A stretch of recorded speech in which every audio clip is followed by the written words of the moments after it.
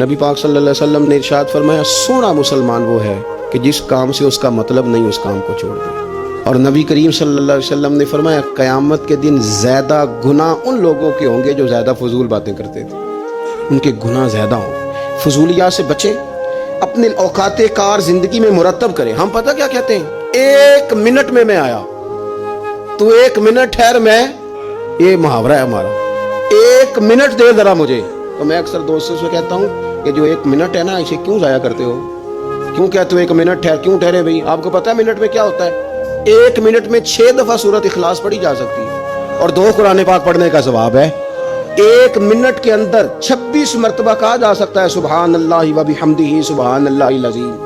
اور یہ وہ کلمات ہیں کہ نبی پاک علیہ السلام نے فرمایا زبان سے کہنے آسان ہے، میزان عمل پر ان کا بڑا وزن ہے، اور یہ تمہارے رب کے بڑے پیارے جملے ہیں، اللہ کو بڑے محبوب ہیں یہ کلمات۔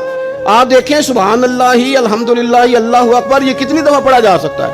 1 منٹ کے اندر کئی دفعہ پیار سے ماں باپ کی زیارت کی جا سکتی ہے، اور جتنی بار زیارت کرو پورے حج کا ثواب ملتا ہے۔ 1 منٹ کے اندر فون اٹھا کے کسی مریض کی عیادت کی جا سکتی ہے۔ اور میرے نبی پاک صلی اللہ علیہ وسلم نے فرمایا جب تو مریض کی عیادت کرتا ہے تو خدا کی رحمت کا دریا بہہ رہا تھا، تو نے اس میں غوطہ لگا لیا ہے۔ 1 منٹ کے اندر تو کمال ہو جاتا ہے، لیکن شرط یہ ہے کہ اس منٹ کو ضائع نہیں کرنا، اس منٹ میں کچھ کر جائیں۔